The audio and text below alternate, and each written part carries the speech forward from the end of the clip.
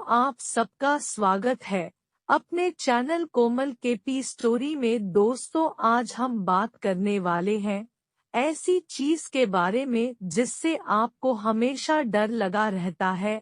आप सोचते रहते हो मेरी किस्मत खराब है, मेरे साथ कुछ अच्छा नहीं होता। अब इन सब चीजों से डरने की कोई जरूरत नहीं है, अब आपके साथ भी होने वाला है अच्छा ही अच्छा। तो चलिए जानते हैं। दोस्तों, शनि के नाम से हर व्यक्ति डरता है। शनि की दशा एक बार शुरू हो जाए तो 7.5 साल बाद तक पीछा नहीं छोड़ती, लेकिन हनुमान के भक्तों को शनि से डरने की तनिक भी जरूरत नहीं है। शनि ने हनुमान को भी डराना चाहा, लेकिन मुंह पर थप्पड़ खानी पड़ी। सबको पता है महान पराक्रमी हनुमान अमर है। पवन पुत्र रघुकुल के कुमारों के कहने पर प्रतिदिन अपनी आत्मकथा का किस्सा सुनाया करते थे। उन्होंने कहा कि मैं संध्या समय अपने आराध्य श्री राम का स्मरण कर रहा था। उसी समय ग्रहों के पाप ग्रह मंद गति से सूर्य पुत्र शनि देव पधारे। वह अत्यंत कृष्ण वर्ण के भीषणाकार दिख रहे थे। वह अपना सिर प्रायः झुकाए रखते, जिस पर वह अपनी दृष्टि डालते वह अवश्य नष्ट हो जाता था। और शनिदेव को हनुमान के बाहुबल और पराक्रम के बारे में नहीं पता होता है। वह हनुमान जी से विनयपूर्वक कर्कश स्वर में बोले, हनुमान जी, मैं आपको सावधान करने आया हूँ।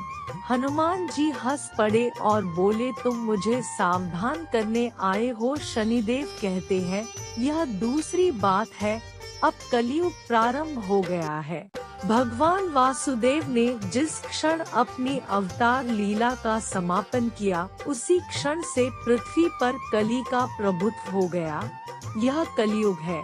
इस युग में आपका शरीर दुर्बल और मेरा बहुत बलिष्ठ हो जाएगा, और अब मैं आप पर प्रभावी हो गया हूँ, इसलिए मेरी यह दशा 7.5 साल चलेगी। मैं आपके शरीर पर आ रहा हूँ। शनिदेव को इस बात का तनिक भी ज्ञान नहीं था कि रघुनाथ के चरणाश्रितों पर काल का प्रभाव नहीं होता। करुणा निधान जिनके हृदय में एक क्षण को भी आ जाते हैं, काल की कला वहाँ सर्वथा निष्प्रभावी हो जाती है। प्रारब्ध के विधान वहाँ प्रभुत्वहीन हो जाते हैं। सर्व समर्थ पर ब्रह्मा के सेवकों का नियंत्रण संचालन पोषण प्रभु ही करते हैं। उनके सेवकों की ओर दृष्टि उठाने का साहस कोई सुरसुर करे तो स्वयं अनिष्ट भंग हो जाता है। शनिदेव के अग्रज यमराज भी प्रभु के भक्त की ओर देखने का साहस नहीं कर पाते। हनुमान जी ने शनिदेव को समझाने का प्रयत्न करते हैं, आप कहीं अन्यत्र जाएं, ग्रहों का प्रभाव पृथ्वी के मरणशील प्राणियों पर ही पड़ता है। मुझे अपने आराध्य का स्मरण करने दो। मेरे शरीर में श्री रघुनाथ जी के अतिरिक्त दूसरे किसी को स्थान नहीं मिल सकता। लेकिन शनिदेव को इससे संतोष नहीं मिलता। वह बोले, मैं सृष्टिकर्ता के विधान से विवश हूँ। आप पृथ्वी पर रहते हैं, अतः आप मेरे प्रभुत्व क्षेत्र से बाहर नहीं हैं। पूरे 22.5 वर्ष व्यतीत होने पर 7.5 वर्ष के अंतर से 2.5 वर्ष के लिए मेरा प्रभाव प्राणी पर पड़ता है, किंतु यह गौण प्रभाव है। आप पर मेरी 7.5 आज इसी समय से प्रभावी हो रही हो। मैं आपके शरीर पर आ रहा हूँ, इसे आप टाल नहीं सकते।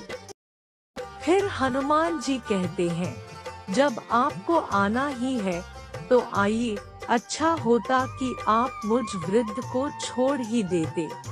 फिर शनिदेव कहते हैं, कलयुग में पृथ्वी पर देवता या उपदेवता किसी को नहीं रहना चाहिए। सबको अपना आवास सूक्ष्म लोकों में रखना चाहिए। जो पृथ्वी पर रहेगा वह कलयुग के प्रभाव में रहेगा और उसे मेरी पीड़ा भोगनी पड़ेगी। और ग्रहों में मुझे अपने अग्रज यम का कार्य मिला है। मैं मुख्य मारक ग्रह हूँ। और मृत्यु के सबसे निकट वृद्ध होते हैं। आठ मैं वृद्धों को कैसे छोड़ सकता हूँ। हनुमान जी पूछते हैं, आप मेरे शरीर पर कहाँ बैठने आ रहे हैं। शनिदेव गर्व से कहते हैं, प्राणी के सिर पर। मैं 2.5 वर्ष प्राणी के सिर पर रहकर उसकी बुद्धि विचलित बनाए रखता हूँ। मध्य के 2.5 वर्ष उसके उदर में स्थित रहकर उसके शरीर को अस्वस्थ बनाता हूँ व अंतिम 2.5 वर्ष पैरों में रहकर उसे भटकाता हूँ। फिर शनिदेव हनुमान जी के मस्तक पर आ बैठे तो हनुमान जी के सिर पर खाज हुई। इसे मिटाने के लिए हनुमान जी ने बड़ा पर्वत उठाकर सिर पर रख लिया। शनिदेव चिल्लाते हैं, यह क्या कर रहे हैं आप। फिर हनुमान जी कहते हैं, जैसे आप सृष्टिकर्ता के विधान से विवश हैं, वैसे मैं भी अपने स्वभाव से विवश हूँ। मेरे मस्तक पर खाज मिटाने की यही उपचार पद्धति है और आप अपना कार्य करें और मैं अपना कार्य। ऐसा कहते ही हनुमान जी ने दूसरा पर्वत उठाकर सिर पर रख लिया। इस पर शनिदेव कहते हैं, आप इन्हें उतारिए, मैं संधि करने को तैयार हूँ। उनके इतना कहते ही हनुमान जी ने तीसरा पर्वत उठाकर सिर पर रख लिया तो शनि देव चिल्लाकर कहते हैं, मैं अब आपके समीप नहीं आऊंगा। फिर भी हनुमान जी नहीं माने और चौथा पर्वत उठाकर सिर पर रख लिया। शनिदेव फिर चिल्लाते हैं, पवन कुमार, त्राहि माम ताहि माम। रामदूत, आंजनेयाय नमः। मैं उसको भी पीड़ित नहीं करूंगा जो आपका स्मरण करेगा। मुझे उतर जाने का अवसर दे। हनुमान जी कहते हैं, बहुत शीघ्रता की, अभी तो 5वां पर्वत शिखर बाकी है। और इतने में ही शनि मेरे पैरों में गिर गए और कहा, मैं सदैव आपको दिए वचनों को स्मरण रखूंगा। आघात के उपचार के लिए शनिदेव तेल मांगने लगे। हनुमान जी तेल कहाँ देने वाले थे, वही शनिदेव आज भी तेलदान से तुष्ट होते हैं। तो दोस्तों, यदि आपके ऊपर शनि दोष का प्रकोप चल रहा हो तो आप सुबह शाम पवन पुत्र हनुमान का स्मरण करें। इससे आपका दोष कट जाएगा और आपकी जिंदगी में खुशियां ही खुशियां आ जाएगी।